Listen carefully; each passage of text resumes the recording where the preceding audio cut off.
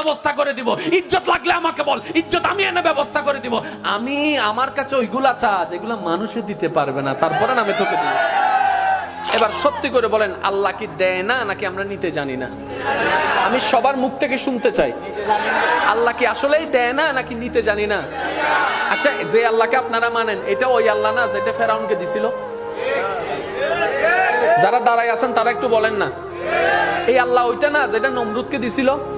এই আল্লাহ ওইটা না যেটা আবু জাহেলকে দিছিল? এত বড় বড় বাটফাটদেরকে যদি আল্লাহ দিতে পারে, আপনার মতো মুসলমানকে কেন দিতে পারবে না?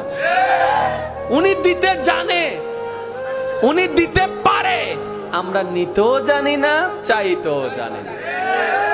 অনেক আল্লাহর বান্দা আছে বলে, আমি নামাজ পড়ি, তারপর আল্লাহকে চাইছি, আল্লাহর কাছে চাইছি, আল্লাহ আমাকে দেয় নাই। রোজা রাখছি, চাইছি আল্লাহর কাছে, আল্লাহ আমাকে দেয় নাই।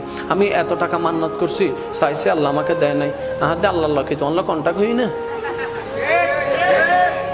তুমি কে? বলে যে বান্দা। দেনেওয়ালা কে? বলে যে আল্লাহ। তো আল্লাহ হচ্ছে মালিক, তুমি হচ্ছে গোলাম। তো তুমি চাইতে না থাকবা, তোমার কাজ হচ্ছে চাইতে যাওয়া, চাইতে যাওয়া। ওনার যেই দিন ইচ্ছে করবে সেই দিন দিবে। সময়, বার, তারিখ আপনার বেঁধে দেওয়ার কোনো অধিকার নাই। বাস শেষ তো। মাওলা চাইতে আছে, চাইতে আছে। একদিন, এক সপ্তাহ, এক মাস, 2 মাস, 1 বছর, 2 বছর, 3 বছর, 4 বছর, 5 বছর, চাইতেই আছে, চাইতেই আছে। আল্লাহ দেয় না। 10 বছর পরে আল্লাহ পাক বলে, দেখছস জিবরাইল, দেখছস আমি এতদিন দিই নাই, তারপরও আমার বান্দা আমার থেকে নিরাশ হয় নাই। আমি তো এটা চাইছিলাম। সুবহানাল্লাহ। এখানেই তো প্রেম, এখানেই তো মহাব্বত। আপনি কি মনে করছেন আল্লাহ আপনার নামাজের জন্য বসে আছে? আপনার আমার নামাজের জন্য আল্লাহ বসে আছে, আপনার আমার রোজার জন্য আল্লাহ বসে আছে। আর আমাদের নামাজের সেই কোয়ালিটি নাই যেটা আল্লাহ পর্যন্ত পৌঁছাবে। আমাদের রোজার সেই পবিত্রতা নাই যেটা আল্লাহ পর্যন্ত পৌঁছাবে। আল্লাহকে খুশি করতে পারবে এমন কোনো কিছু আমল আমাদের কাছে, আর আপনাদের কাছে বাদ দেন, আমার কাছেই নাই, যেটা আল্লাহকে আমরা দেখাইতে পারবো মওলা এটা এনেছি তোমার জন্য। যে কথা আমি বলতে চাচ্ছিলাম, একটু খেয়াল করেন। বিদেশ থেকে যখন কেউ আসে তখন ওই আনে তো অনেক কিছু, একদম না পারলে বুঝ দেওয়ার জন্য কি আনে? চকলেট। এটা হচ্ছে বিদেশ। হাসর হচ্ছে আমাদের আসল দেশ। যেদিন আমরা আল্লাহর কাছে ফিরে যাব, সেই দিন যদি আল্লাহ জিজ্ঞেস করে, বান্দা তোকে আমি 50-60 বছর একটা ভিসা দিছিলাম, বান্দা বলবে আল্লাহ দিছিলা। তোর খাবার দরকার আমি দিছি নাই? দিই নাই? আল্লাহ দিছ। তোর সৌন্দর্য দরকার দিই নাই? দিছ। আল্লাহ।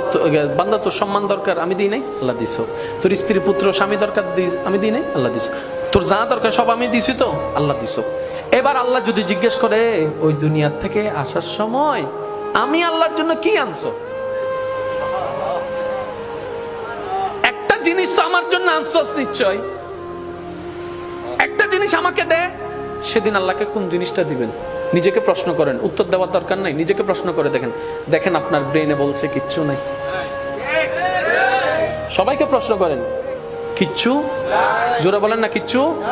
আল্লাহকে যে দিতে পারবো, আল্লাহ আমি এটা আনছি। এখন আমরা সাহস করে নামাজটা দিতে চাচ্ছি, ওই শুক্রবারের 2 রাকাত ওইটা আর কি দিতে চাচ্ছি। আবার মনে মনে লজ্জা, আগে কোনো সুন্নত নাই, পরে কোনো সুন্নত নাই, এটা আবার কেমনে দিই, এটা আবার কেমনে দিই। এবার অনেকে ওয়াক্তিয়া নামাজ দিতে চাচ্ছে, আবার মনে মনে ভয় হচ্ছে, এই নামাজ না সেই নামাজ যেই নামাজের মধ্যে বাজারের হিসাব করেছিলাম, এই নামাজ না সেই নামাজ যেই নামাজের মধ্যে কত কিছু চিন্তা করছিলাম, এই নামাজটা তো আল্লাহকে দেওয়ার মতো কোয়ালিটি নাই। এবার অনেকে বলে যে তাহলে রমজানের রোজাগুলা দিই। এবার রোজা যখন দেওয়া শুরু করলাম, ফজরের নামাজ কজা, জোহরের নামাজ কজা, আসরের নামাজ কজা, রাতভর তারাবি চলছে, আমি আপনি বাইরে বাইরে ট ট ট ট ট ট।